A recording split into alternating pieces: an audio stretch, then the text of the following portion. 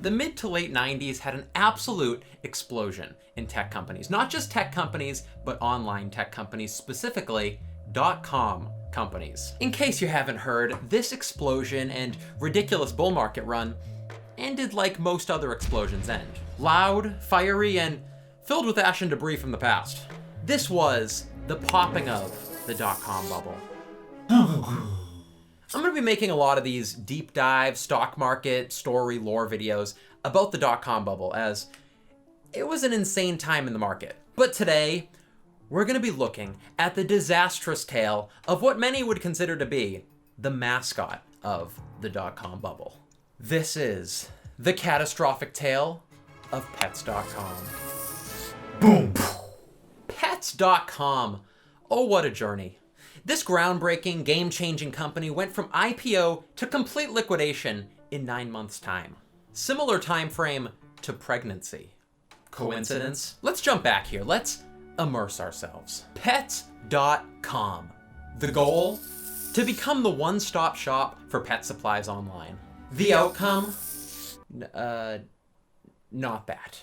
Pets.com came about before the IPO, before the infamous liquidation, before the Manic. In late 1998, the site and domain combo was officially purchased shortly after that in early 1999 by e-com entrepreneur Julie Wainwright and venture capitalist firm Hummer Winblad. Hummer approached Julie with the offer to become the Pets.com CEO. So of course, with passion and a whole lot of funding, she was in.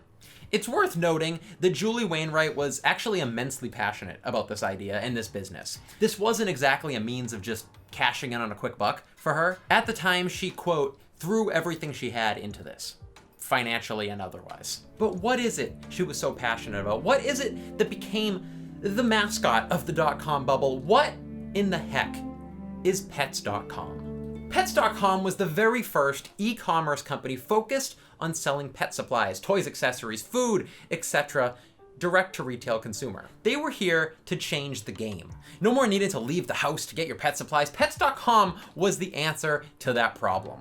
Only that problem didn't exist. At least not yet. So Pets.com has been created. We're in 1999 now.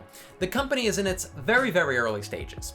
Julie Wainwright is the CEO, and the solidified idea is in place to bring this thing to life. In their first round of venture funding, Pets.com ended up getting Jeff Bezos extremely interested in the project. So before they knew it, Amazon.com officially purchased a 54% majority stake in the business. Woo! It was perfect. Absolutely perfect. I mean, of course we can say that now, right? But even at the time, Amazon had at least proven their ability to handle product fulfillment through the online landscape. Julie Wainwright even went on the record to call this pairing a, quote, marriage made in heaven.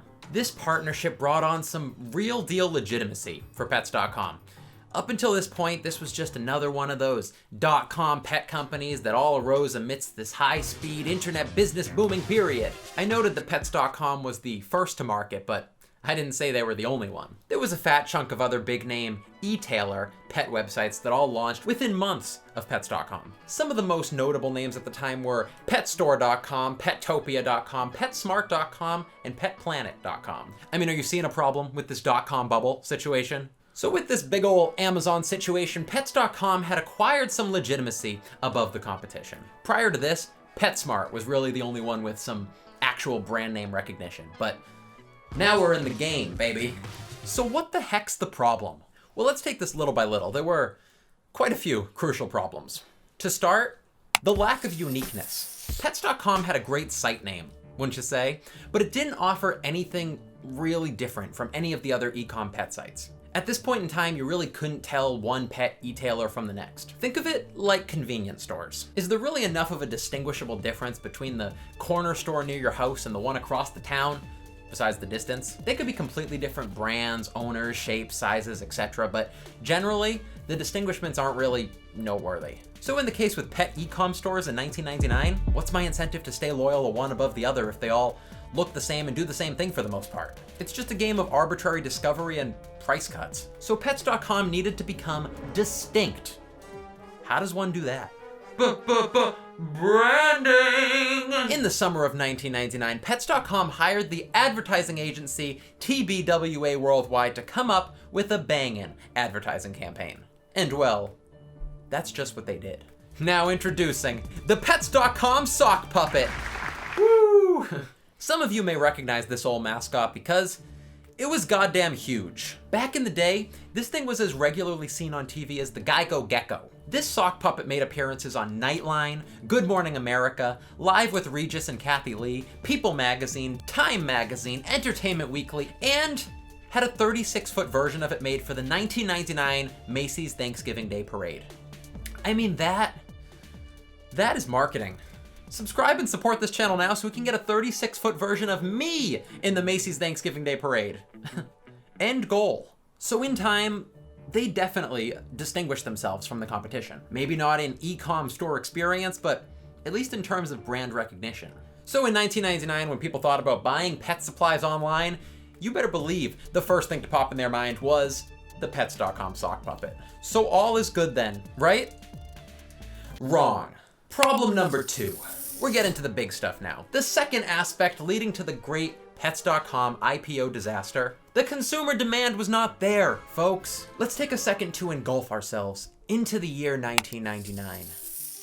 Bill Clinton was the president. Windows 98 is the latest operating system. The iPhone is about 8 years away from existence, and the Nintendo 64 is the latest and greatest in next-gen consoles. The online retail sector was very, very new. This is far before the days of Amazon Prime, before 2-day shipping conveniently exists, and especially before free shipping really exists on a large scale. So you gotta understand, if you're looking for dog food for your pup, and you find it online at Pets.com, when online purchases and ordering is still far from the norm, and shipping costs exist for the most part, and shipping time is somewhere between 4 and 7 business days, would you really go for this option over just going to your local pet store? Or better yet, grocery store, where you're probably already gonna be within the week anyway? This online alternative lacked a crucial component.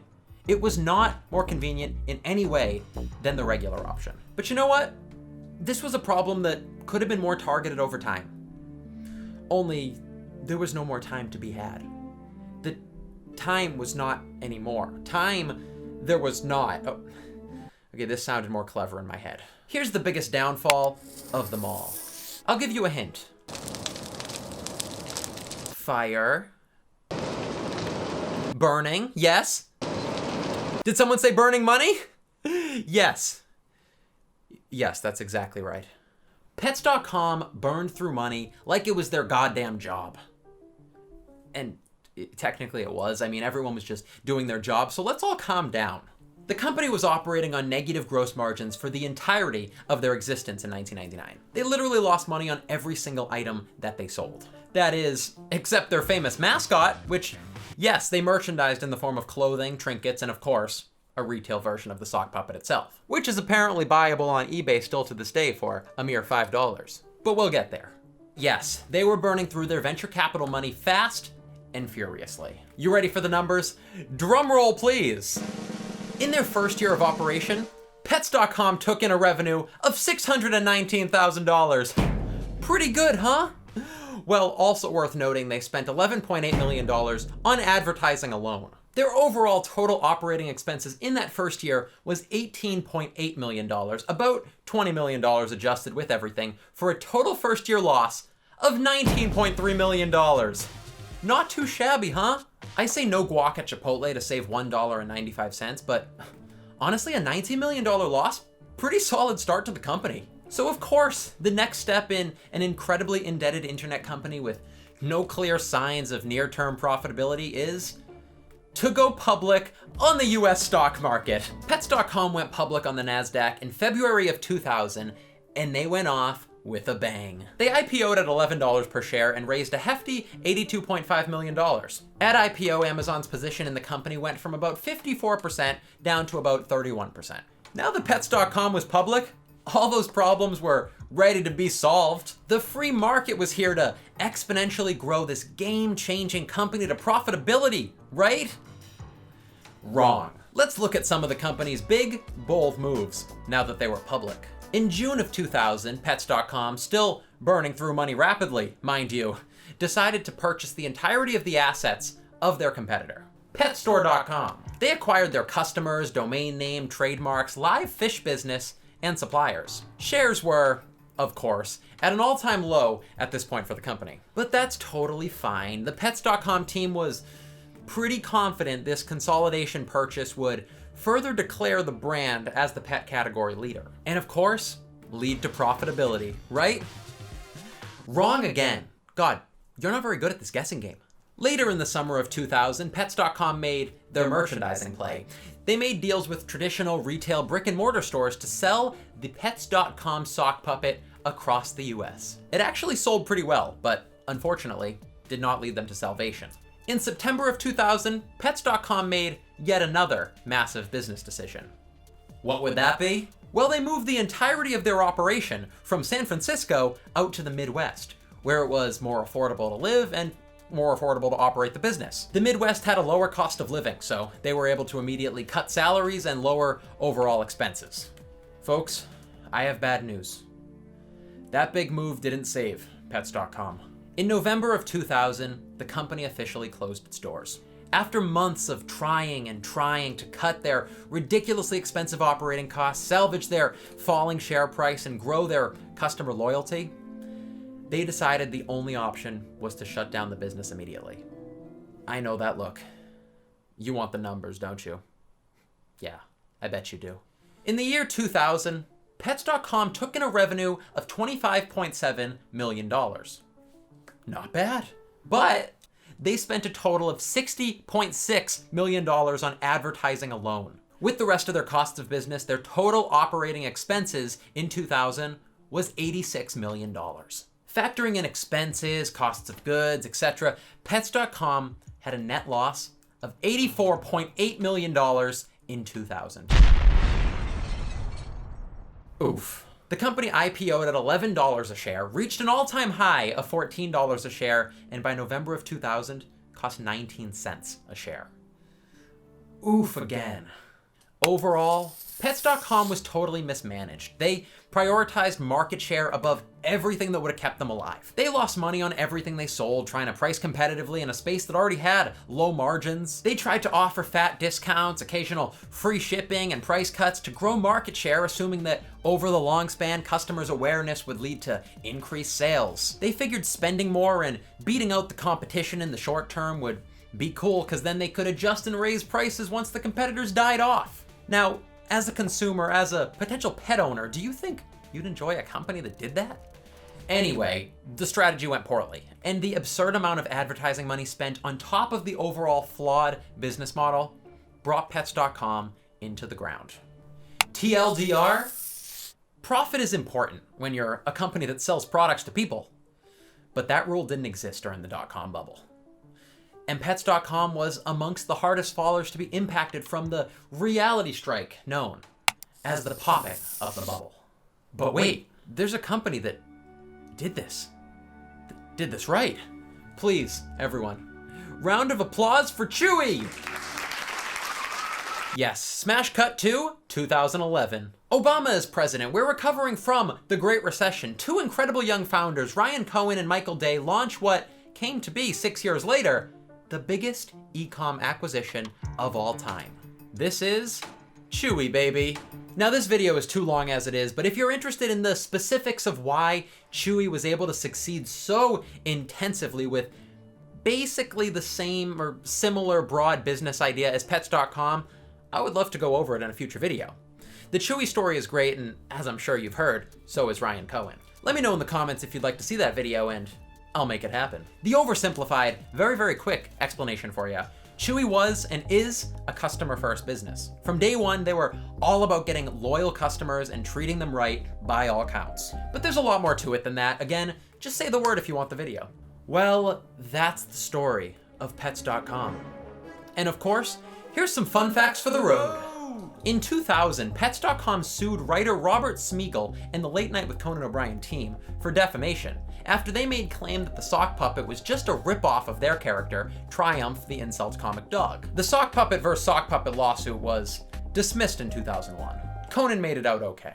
After Pets.com liquidated, the rights to the sock puppet were sold as a joint venture called Sock Puppet LLC for $125,000 to Bar None, a car loan company, where they used the new slogan, "Everybody deserves a second chance."